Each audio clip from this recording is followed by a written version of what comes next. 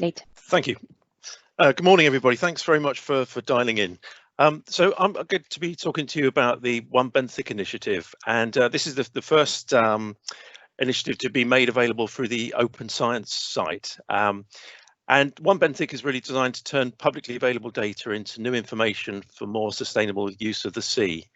I should just say a little bit about what the Open Science initiative is all about, and it's really a platform to allow data scientists to share their outputs with the wider world. And you may be aware there's been a bit of a revolution in terms of the open access software which is available to data scientists, and we're able to turn data now into interactive web tools using programs like RShiny. And we need a platform in order to share these tools with the wider world, and that's really the aim of the Open Science platform. So this is this slide sort of sums up what I want to be talking about.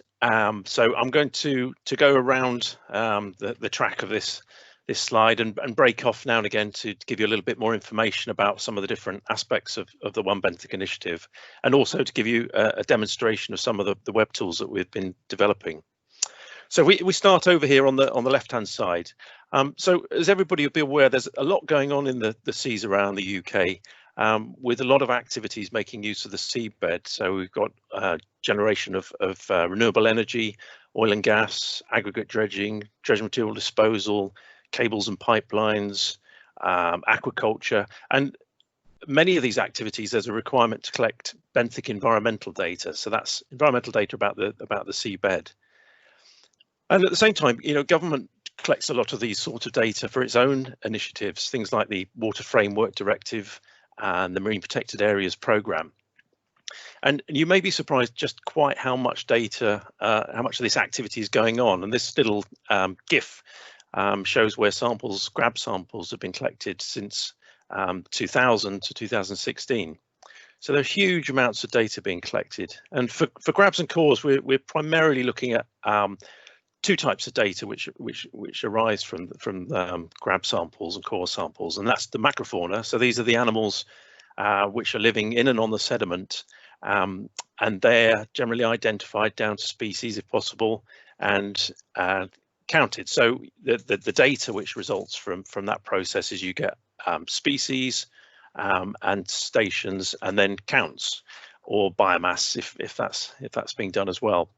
We also typically look at sediment particle size data. So you take a subsample of the grab and sieve the material down to look at the different proportions of sediment fractions, and again you get a matrix with stations and sieve sizes.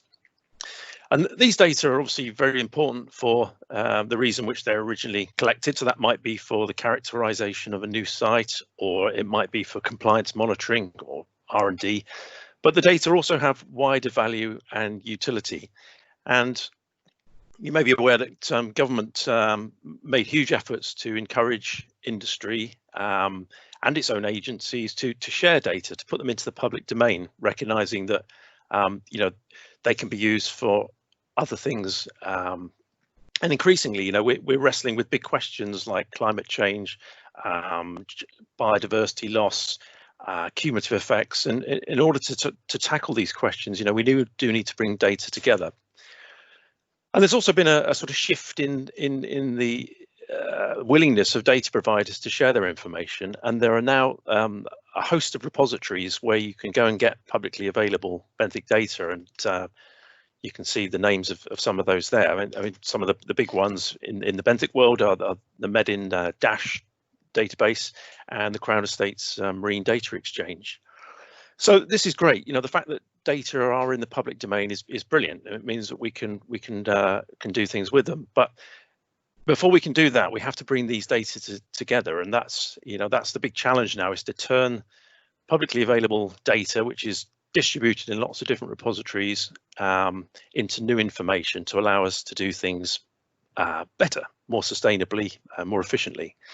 And that's really where OneBenthic comes in. So we've created a database in Postgres. So Postgres is a relational database platform. It's an open access software package, and it's used for many of the sort of big companies at the moment, like Uber and Netflix, Instagram, Spotify.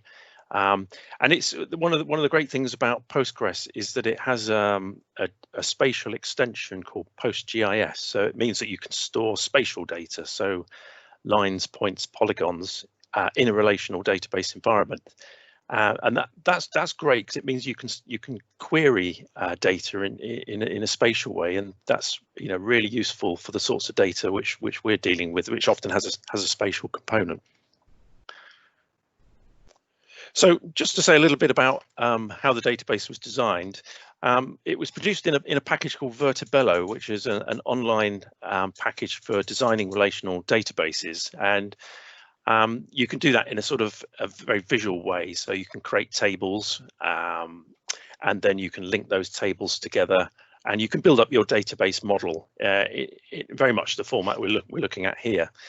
And what Vertibello will do is tell you if all the links are correct and you haven't got any problems. And then once you're happy with that database model, you can output the SQL code and then use that SQL code to create the database in Postgres. So this is a package called pgadmin, which is the sort of front end for a Postgres database. So you can take that SQL code from Vertibello, put it into pgadmin, and your database gets created. And then you can populate all the tables, and then you're ready to go. And you can link directly to that database in an R session. So R is, for people who are not familiar with it, is a sort of package which many scientists are using for analyzing data, and that that's enormously powerful. It means we can pull data into the analysis package and do things with it. I'm on slide number 6 now. So now we've got these data together, it gives us the opportunity to do new bits of science, find out new things, and then share those outputs with data providers and the wider world. And what I want to do now is just give you 3 examples of how OneBenthic data have been used so far. And you heard from Murray Thompson last week, and he was talking about biodiversity hotspots, and that was using some OneBenthic data. So I'll give you three more examples. So the first was we undertook a baseline assessment of the UK macrofauna, and in this map on the left-hand side, you can see lots of coloured dots, and these coloured dots represent different seabed animal communities. So this is a picture that we've got from getting everybody's data together, which you wouldn't have had from individual data sets, and you can see that some of these groups are very localized. You only find them in certain places, whereas others are very widespread. And this is very helpful for marine spatial planning. We also looked at trying to explain these patterns that we saw in terms of a number of explanatory variables, and what that showed was that it's really the sediments and water movements which are driving those patterns as far as we can explain them. And we also looked at the relationship between the biology and sediments, and these plots here show the mean sediment composition of samples associated with each faunal group. And that understanding is really the basis of a new monitoring program which the aggregate dredging industry is following, called the Regional Seabed Monitoring Program. So for those of you who don't know, that aggregate dredging is the hoovering up of sand and gravel from the seabed, and this takes place in licensed extraction areas around the UK, and there are 7 different aggregate dredging regions, so it's quite a large industry. And it supplies about 20% of material into the market, in the UK market, and so it's a very important industry, but it does have some environmental effects, and there is a potential for the activity to change the nature of the habitat within the dredged area, and potentially a secondary impact zone. And this can happen because of the selective taking of certain sediment fractions. So if they're particularly interested in the gravel, then it may be that the seabed becomes sandier, and that can happen the other way around as well. So the habitat change is a potential consequence of this activity, and that can have implications for recovery, seabed recovery. So animals will come back after dredging, but you just may get different type of community to that which existed before. And to make dredging as sustainable as it can be. We want to try to avoid that situation. So the way the RSMP works is that you identify the faunal communities which are present within an extraction area and a secondary impact zone. So looking at this license here, you can see some different colours. These represent different animal communities. And for monitoring, what we do is we go back to these points when we look at the sediments and we check to see that they're likely to support the return of whatever the original faunal community was. And so this approach has some benefits. It means that we're able to get a better handle on change and whether that's likely to be significant in terms of the ecology. And it also makes the process of monitoring much more efficient. So the RSMP reduced the costs of monitoring for the agri industry by 50%. And we're as part of the OneBenthic initiative, we've developed a number of web tools which are available through the Cefas Open Science site. And these tools are used by the aggregate industry and advisors to the process to deal with data analysis, recording of data, all sorts of things. And what I want to do now is just break away from the presentation to give you a demonstration of some of these tools. So the first one is the baseline tool. So this is a record of what faunal communities exist within extraction areas. The second tool is the survey array tool, and I'll show you this one now, so just bear with me. Yeah, so what this does is it keeps a record of all the survey arrays for the regional seabed monitoring programme, and there are a number of these located in the dredging regions around the UK. So you can select a survey array, and the stations within that array will be highlighted within the map. You can turn on various layers. So this is the license area, the secondary impact zone, and reference sites. And then over here on the right hand side, you get a list of all the stations that are in that array. All the stations that are in that array. You can look at a protocols document. So this is how the sample should be collected. It provides details of the methodology for sample processing and quality assurance measures. There's a timetable for when surveys are due. And you can also look at a list of all the samples that have been collected at these stations in the past, and you can access those data through another tool. So this means that when the agri industry commissions surveys, that they can just point the contractor to this tool, they can download the survey array and the protocols document and get on with the job. And it means that there's a consistent record of the stations within that array. Another tool to look at is the Mtest tool, and this is something that Roy Martinez and I've been working on together. I mean, Roy's done quite a lot of the programming for this particular tool, and the way this works is this tool looks at the sediment composition at each of these monitoring stations and checks that it's able to support whatever the original faunal community was. So the way that it works is that you select a file for upload, and what we're uploading here is sediment data. So it's a matrix of samples by sieves and percentages. And if I just upload a data set from the south coast, that uploads, and then press the button. And then what you'll see is that these stations will be coloured either green or red. And if they're green, that means that the sediment composition at those sites remains suitable for recolonisation by the original assemblage type. If it's red, then it means it's flagged, which it may mean that the sediments have changed and that you won't get recovery to what was there before. And the tool gives you some information about what the nature of the change is. So these are all the flagged stations. You can see that some of them have got coarser. So these are sediment fractions from silt clay to coarse gravel.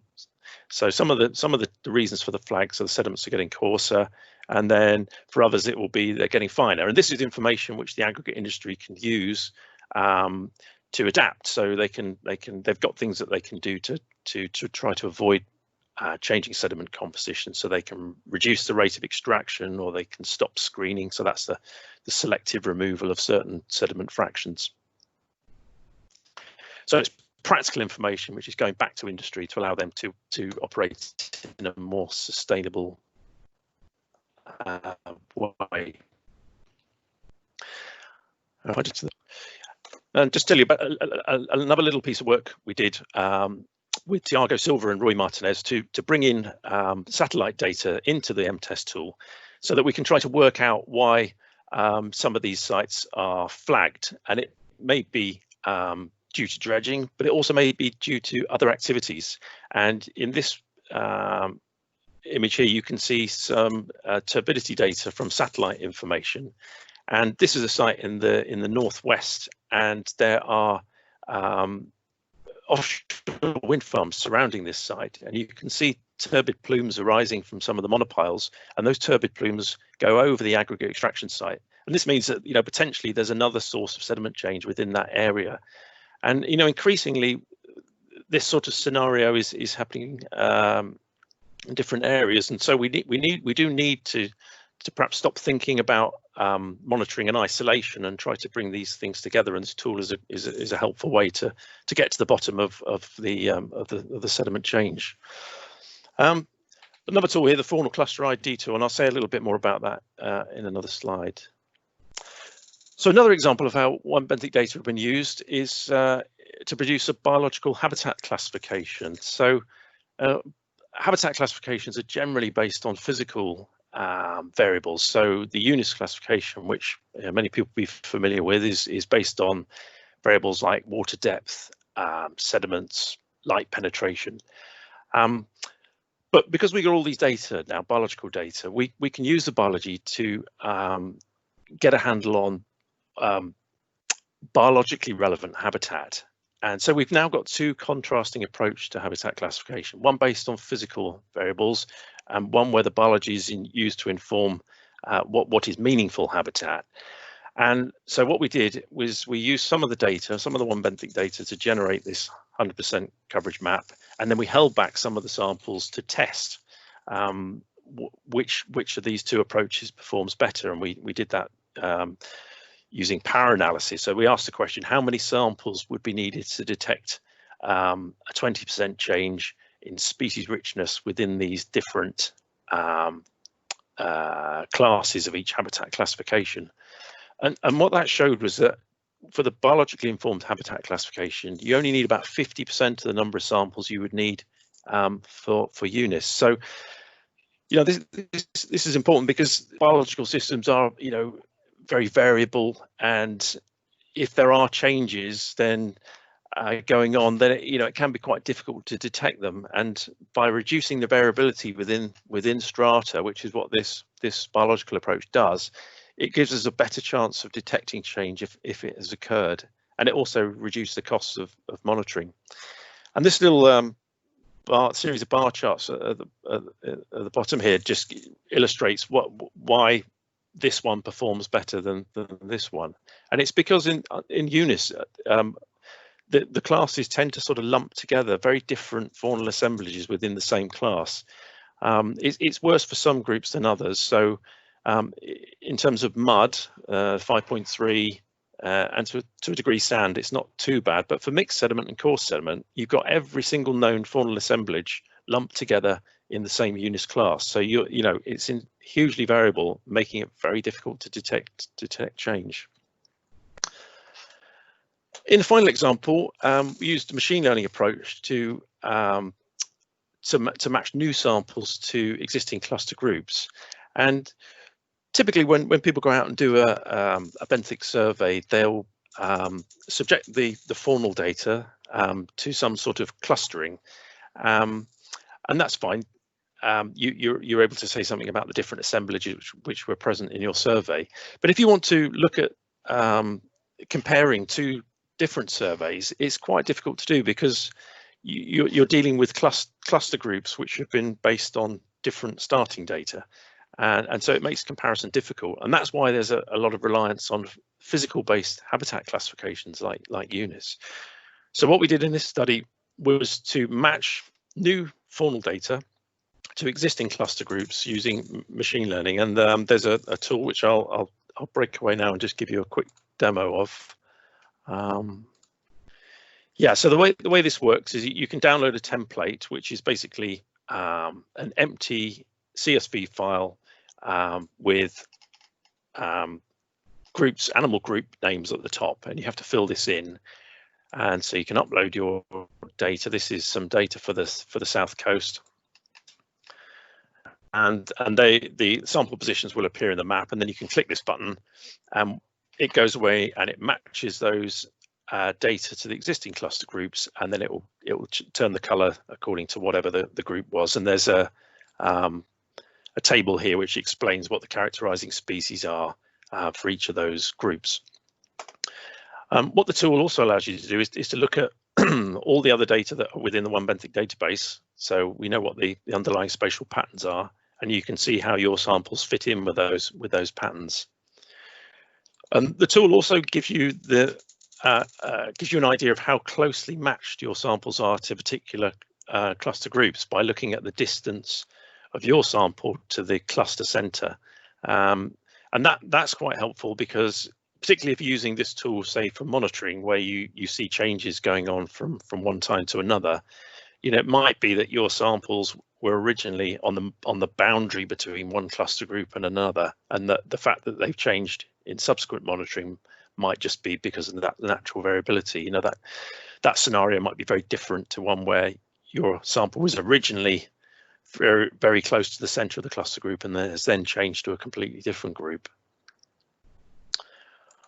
Okay, just going back to the presentation. So I'm on slide number 11 now. So I hope you can see that what we're doing with these tools is turning raw data into useful information, which we can then share with industry, with the wider public, with fellow scientists, through these simple web apps, and that can help improve the way that we do things. So there are a number of other applications which have been developed. Some of these haven't been released yet, but it's worth, again, just giving you a quick demo of some of these. The first is the OneBenthic Dashboard. So what this is a sort of live link to the OneBenthic database, and it gives you some information about what the initiative is all about. It shows how many samples are in the database, how many surveys, how many distribution records, how many data providers. It shows the approximate value of the data in the database. And I think this is quite stark in a way. This value is based simply on the cost of sample processing for macrofauna and sediment particle size. So it doesn't include the sea time element. And it illustrates that sort of everybody sort of puts a little bit in, but everybody gets a lot out. That's really the sort of the principle here. This dashboard also allows you to look at this sort of interactive bit of the map here. So you can select various things. So if I want to see what samples have been collected in a particular year, for example, I can do that, and then those sample positions will show in the map. And there are a series of plots as well, which shows where the data have come from, which sectors, what gear type has been used for sample collection, why the data were collected, what different programs are involved. And there's a link here to papers. So what we try to encourage with the Open Science site is that papers are published in open access format. You can also link to the various web apps that have been developed.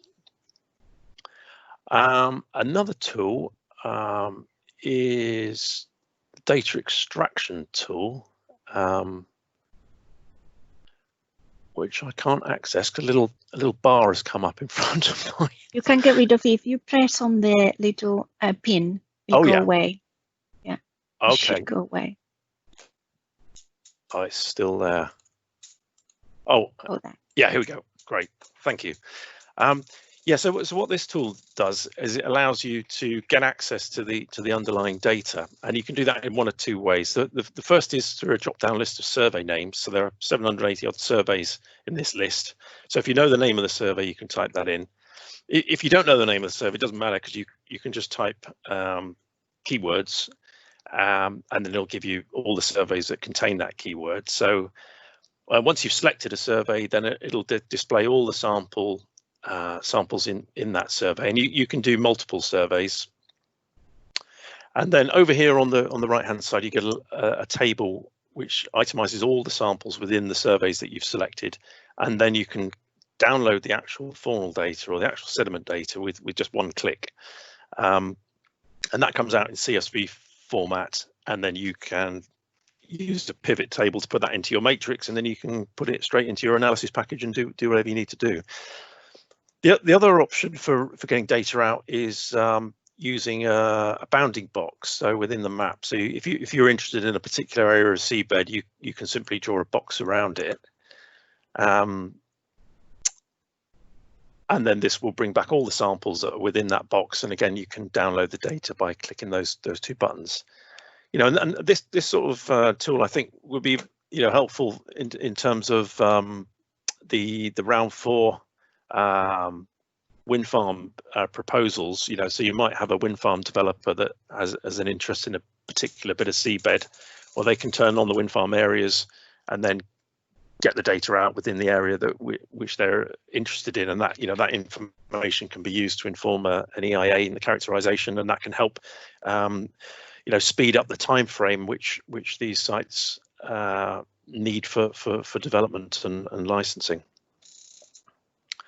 Right, going back to the presentation now. So yeah, this final tool, I won't demonstrate it, but it's very similar to the last tool, but it allows you to interrogate the data one species at a time. So there are 4,000 odd taxa in there, so you can select a taxon.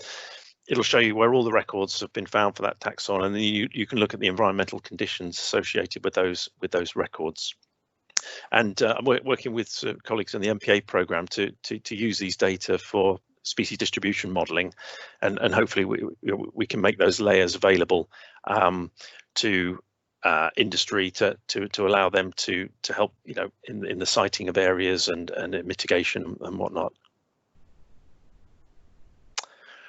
So this is pretty much the end now. Just wanted to say a few things about the next steps. So I've got 5 different things here. I think the first is the further development of the Cefas Open Science Framework. So there is a web page. If I just show you that, yeah. So this is the Open Science Site web page, and these are the applications which are available, and you can click on them and they launch from here. But the framework is more than the web page. It's about creating the guidelines for what we're very keen to do is make sure that people using the open science framework do so in a sort of structured way, so that data are always within the Cefas systems in relational databases. The methodology which these apps use is available through public repositories like GitHub. We're encouraging people to use the open science publication route, and in this way, we're doing things in a sort of transparent and open way. So we want to develop that framework, and so that's something I'm working with Roy on, and we've got Seacorn money to do that. We also need to implement some software to allow the open science site to run or to scale up for an anticipated increase in the number of users, and there are various bits of software which will help with that, including RStudio Connects, Package Manager, and Server Pro. So that's the first thing. The second thing is we want to continue to push new data into the database, and we're currently working on trying to get some of the more recent MPA marine protected area surveys in, and I have a project. Very grateful to the Crown Estate who are allowing us to pull in recent wind farm data into the tool, and we're hoping to work with the wind farm industry to get them using the tools and the products, because their data form a major part of the data set, and we want to make sure that other sectors can benefit in the same way that the aggregate sector has done so. We also want to promote the use of OneBenthic Data. So I've given you some examples there of how the data are being used. We heard from Murray last week, but there are all sorts of other ways in which these data can be used, and people have their own ideas. There are things like working with fisheries colleagues, modelers. A lot of that information could be relevant to what they're doing. I also wanted to mention Cefas are guest editing a special issue in applied sciences, and the title is New Ways to Monitor and Analyse Biodiversity in the Marine Environment. And so I think the deadline for this is in January next year. So if there are papers which can be worked on based on OneBenthic and other open access, open science initiatives, then I think that would be a really useful way to communicate that with the wider world. I should also mention here, Roy did a presentation recently on geofish, and this is another open science initiative. And there's a huge potential here for linking these two things together and getting fishing activity data for each of these benthic samples, which means that we can then start to get a handle on what the effects of fishing are on the benthos, and possibly even create a tool to share that information. We also want to widen the funding base. So a lot of this work has been funded by the aggregate dredging industry and the Crown Estate, and the aggregate industry did that because they wanted to develop this new approach to monitoring. So they had their own reasons to do that, but the benefits are much wider than that one sector. And so we want to encourage other sectors to come on board and to help with the supporting the initiative. And then lastly, we need to think about the business model here. So this is something which is made available through the Open Science site, and we're dealing with public data, so we don't want to put up paywalls if at all possible, but we still need to cover the costs of running the infrastructure and developing it. So we need to find ways of making it pay. And one option is to offer different app functionality for paying customers. So we're already doing that in the baseline tool, where that's the tool that shows. Well, I can briefly show you. Yeah, so this is the record of what faunal groups exist within licensed areas. So anybody can use this tool, but if you've got login details, you can come on here and a button will appear here, and you can generate a PDF report of this information. So it'll bundle it all together, and then that PDF report is currently sent by the aggregate industry to the regulator, and that's a formal record of what the baseline conditions were like. So that's an example where you're offering different app functionality to paying customers. And then lastly, we want to think about setting up a OneBenthic steering group. So really conscious that the data in this database belongs to 95 different data providers in many different sectors, and these data are in the public domain, but we want to work closely with these data providers to make sure that the outputs are useful for them, and to give them a chance to feed into the initiative. So I hope as I've gone through this, I've mentioned all the people that have contributed to this, and certainly not me alone. And if I haven't, please accept my apologies, and hopefully your name will appear in this list somewhere. So these are people who've been working with me or working with the data, and so I'm very grateful to them. Thank you very much for listening.